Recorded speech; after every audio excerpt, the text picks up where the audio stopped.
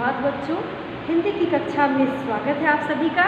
आज फिर मैं आप सभी के लिए पाठ 9 विशेषण व्याकरण पाठ से विशेषण पाठ लेकर के आई हूँ। विशेषण जो शब्द संज्ञा या सर्वनाम की विशेषता बतलाता है जिसे हम विशेषण कहते हैं।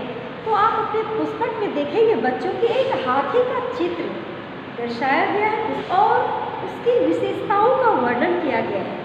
इस प्रकार किया गया है अध्ययन है बच्चों को कि यह एक बहुत ताकतवर जानवर है। ताकतवर ये उसकी विशेषता है। हाथी एक ताकतवर जानवर है और ताकतवर होना उसकी विशेषता है।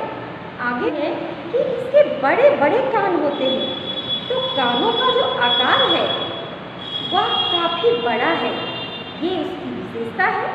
और कि इसकी लंबी सूंड होती है, तो हाथी की लंबी सूंड आप सभी ने देखा है ना, और इतनी बड़ी सूंड किसी भी जानवरों का नहीं है, तो ये इसकी विशेषता है। आगे इसकी एक पूंछ है। एक पूंछ तो हर एक जानवरों के होते हैं, लेकिन इसकी पूंछ छोटी होती है, ये इसकी विशेषता है।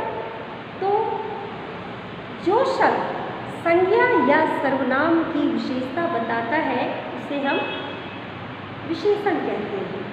तो जैसा कि आप सभी बोर्ड पर देख रहे हैं, यहाँ पर जो शब्द संज्ञा या सर्वनाम की विशेषता बताते हैं वे शब्द विशेषण कहलाते हैं।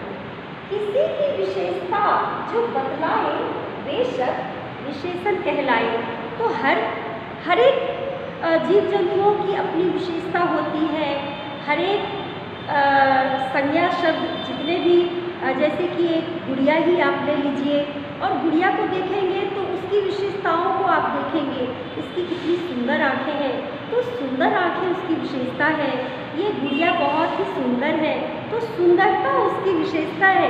इस प्रकार इस पाठ में विशेषता के बारे में बताया गया है कि जो भी संज्ञा या सर्वनाम की विशेषता बताता है, तो संज्ञा की जगह जिन शब्दों का प्रयोग किया जाता है वही सर्वनाम कहलाता है।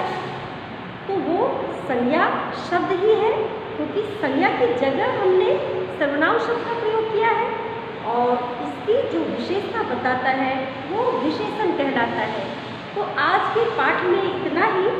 अगले पाठ को लेकर